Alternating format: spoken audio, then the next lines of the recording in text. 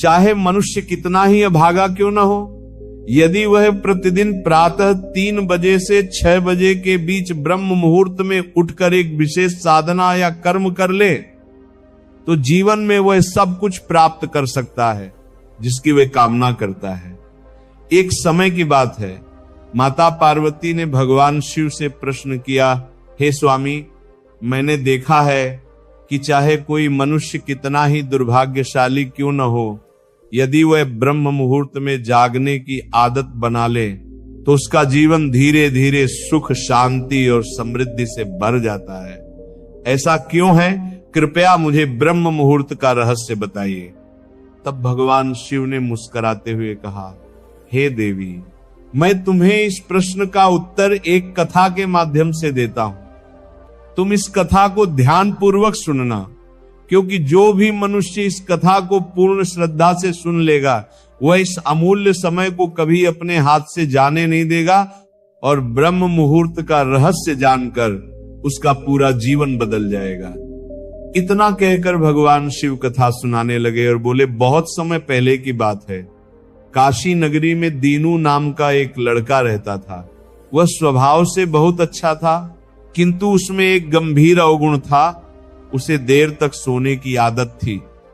प्रातः उसे जगाने के लिए घर वाले अनेक प्रयास करते, परंतु वह प्रतिदिन देर से ही उठता और 9 बजे से पहले उठना उसके लिए असंभव सा था।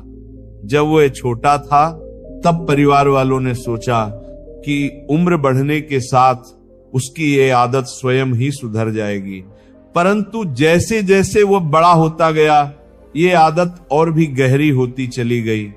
संसार इधर उधर हो जाए पर वह समय पर जाग नहीं पाता था।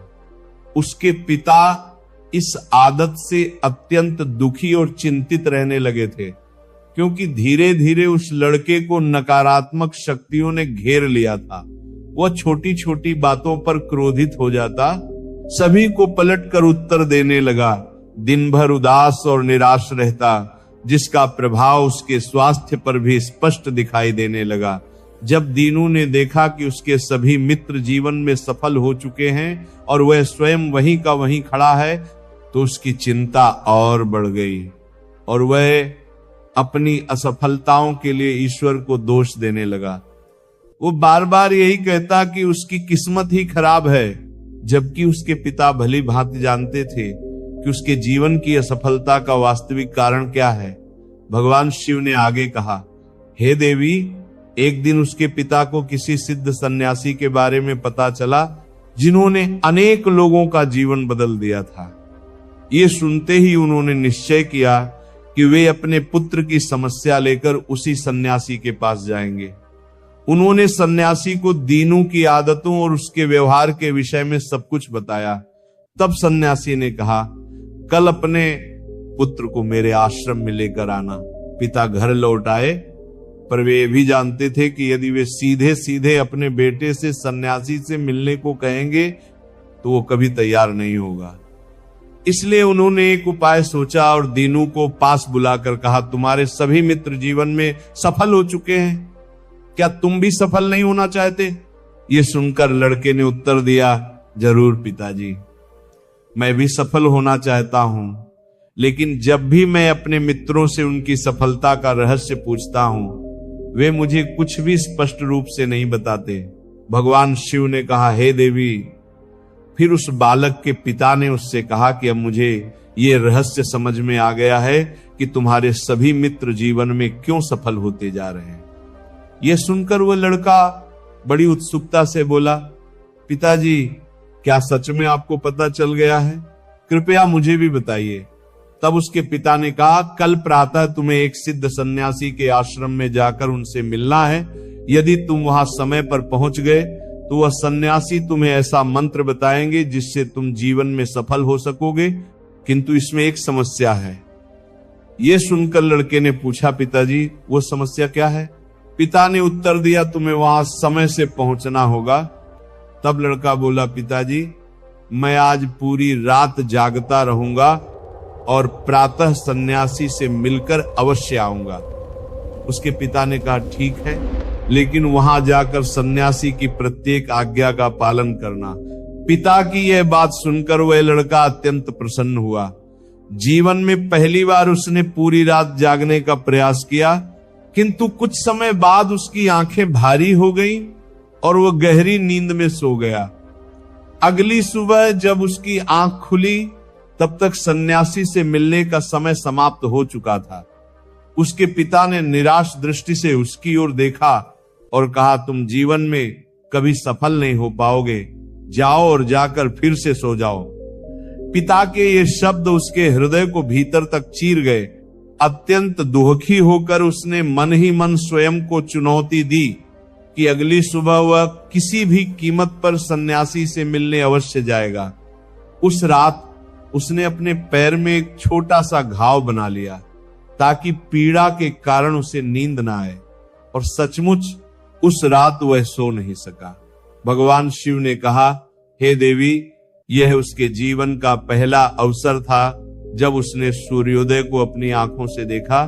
उस दृश्य को देखकर उसके भीतर एक अद्भुत शांति और चेतना का अनुभव हुआ।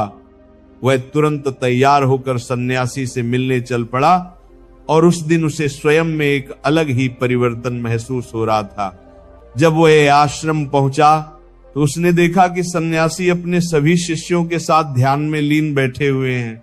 कुछ समय पश्चात जब ध्यान समाप्त हुआ तब वह बालक सन्यासी के समीप पहुंचा और उन्हें प्रणाम कर बोला, गुरुदेव, क्या आपके पास कोई ऐसा मंत्र है जिससे मैं भी अपने मित्रों की तरह सफल बन सकूं और एक अच्छा जीवन जी सकूं? भगवान शिव ने कहा, हे देवी, ये सुनकर सन्यासी मुस्कुराए और बोले, तो तुम वही बालक हो जिसके पिता मुझसे मिलने आए थे। उन्होंने तुम्हारे विषय में मुझे सब कुछ बता दिया है। मैं तुम्हें वह मंत्र अवश्य बता दूंगा। परंतु जैसे ही बालक ने परंतु शब्द सुना, वह घबरा गया और तुरंत बोला, परंतु क्या गुरुदेव? तब सन्यासी ने कहा, मैं तुम्हें वह मंत्र दूंगा, किंतु उससे पहले तुम्हें अगले 21 दिनों तक मेरी प्रत्येक आज्ञा का पालन करना होगा। मंत्र मैं 21 दिनों के पश्चात ही बताऊंगा और इन दिनों में जो भी कार्य मैं तुम्हें दूंगा उसे पूर्ण निष्ठा से करना होगा। यदि तुम्हारा संकल्प बीच में टूट गया या तुम किसी भी दिन असफल हुए तो उस मंत्र का कोई प्रभाव नहीं होगा।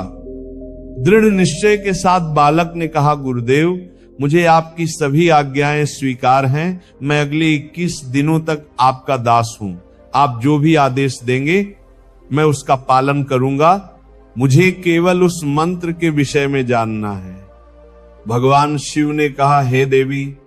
तब सन्यासी ने कहा, ठीक है, कल से तुम्हारी साधना आरंभ होगी।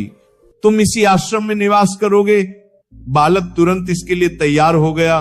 सन्यासी ने आगे कहा, यहां रहते हुए तुम्हें प्रतिदिन ब्रह्म मुहूर्त में उठना होगा, अन्य शिष्यों के साथ ध्यान और तप करना होगा, साथ ही आश्रम के सभी कार्यों में सेवा भी करनी होगी। ध्यान रहे, यह संकल्प किसी भी परिस्थिति में टूटना नहीं चाहिए। भगवान शिव ने कहा, हे देवी। अब वह बालक सन्यासी की बातों से सहमत हो गया और अगले दिन से उसके कार्य और साधना के दिन आरंभ हो गए। इस बार उसने दृढ़ निश्चय किया था, किंतु 1 सप्ताह बीतते ही उसका संकल्प डगमगा गया और 8वें दिन वह देर तक सोता रहा। जब उसकी नींद खुली तो उसे तुरंत अपनी भूल का एहसास हुआ और वह व्याकुल होकर बोला कि मुझसे कितनी बड़ी गलती हो गई। वह रोता हुआ सन्यासी के पास पहुंचा और बोला, हे गुरुदेव, मेरा संकल्प टूट गया। अब मैं जीवन में कभी सफल नहीं हो पाऊंगा। तब सन्यासी ने उसे शांत स्वर में समझाते हुए कहा, वत्स, गिर जाना सफलता नहीं है। गिरने के बाद उठने से इनकार करना असफलता है। तुम एक बार फिर से आरंभ करो और नया संकल्प लो। तब उस लड़के ने सन्यासी से प्रश्न किया, गुरुदेव, प्रातः उठना इतना आवश्यक क्यों होता है और यहां सभी लोग इतनी जल्दी क्यों जाग जाते हैं? भगवान शिव ने कहा, हे देवी। तब सन्यासी ने उसे समझाते हुए कहा कि ब्रह्म मुहूर्त में जागने के पीछे गहरा विज्ञान और रहस्य छिपा है।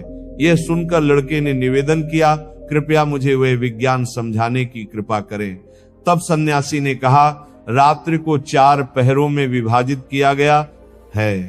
पहला पहर रुद्रकाल कहलाता है, जिसका समय सायं 6 बजे से रात्रि 9 बजे तक होता है।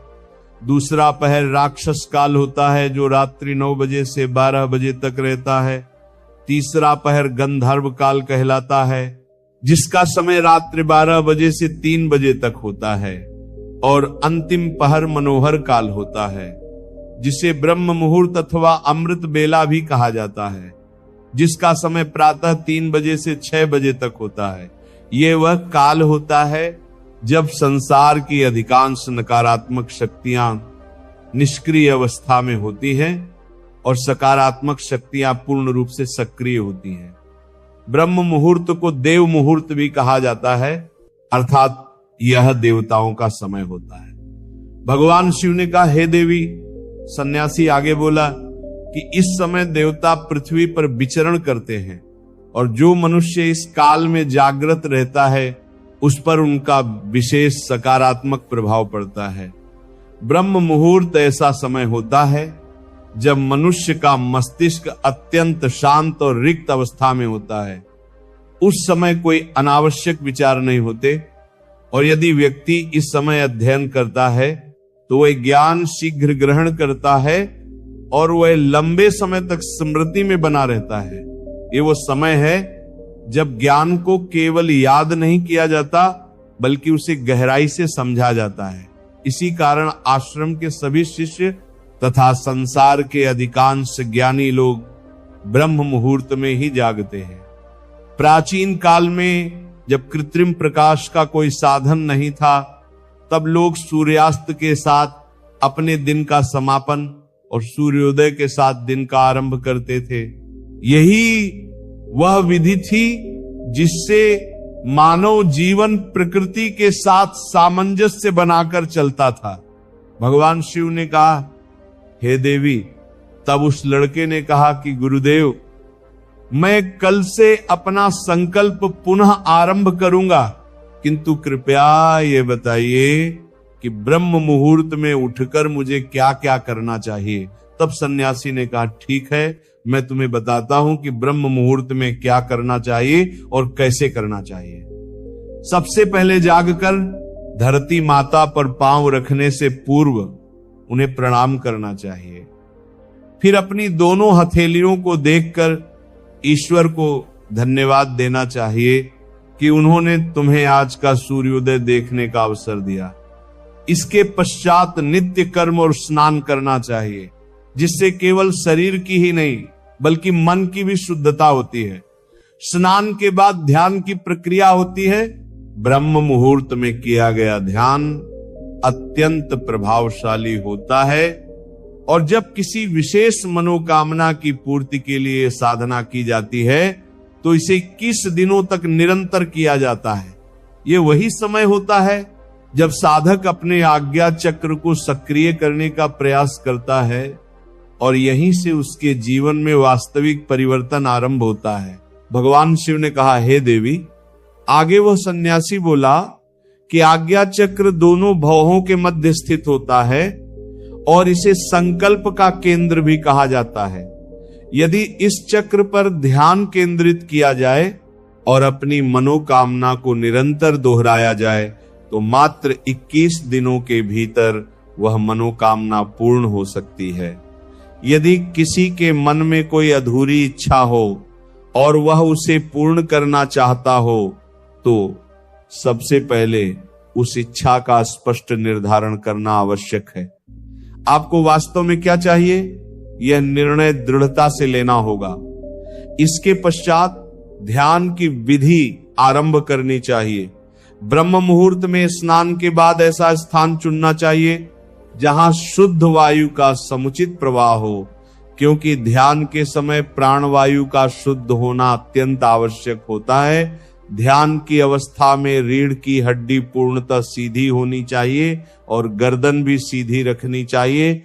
सुखासन में बैठकर दोनों हाथों को घुटनों पर रखें, आंखें बंद कर ले, हाथों की मुट्ठियां हल्के से बंद करें और 2 से 3 मिनट तक पूर्ण रूप से शांत होकर स्थिर हो जाएं।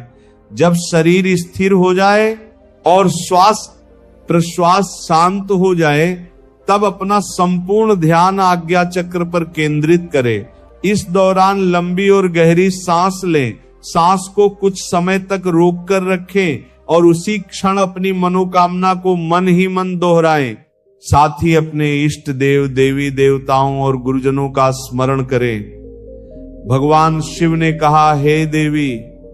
सन्यासी ने आगे बताया कि जब सांस को रोकना कठिन होने लगे, तब धीरे धीरे सांस को बाहर छोड़ दें। नासिका से सांस भरें और मुख से बाहर निकालें। इस प्रक्रिया को प्रतिदिन 3 से 4 बार दोहराना चाहिए। ऐसा नियमित रूप से करने से मनोकामना अवचेतन मन तक पहुंच जाती है और इच्छा पूर्ति का मार्ग शीघ्र खुल जाता है। आज्ञा चक्र के सक्रिय होने पर वह हमारी आज्ञा को पूर्ण करने लगता है।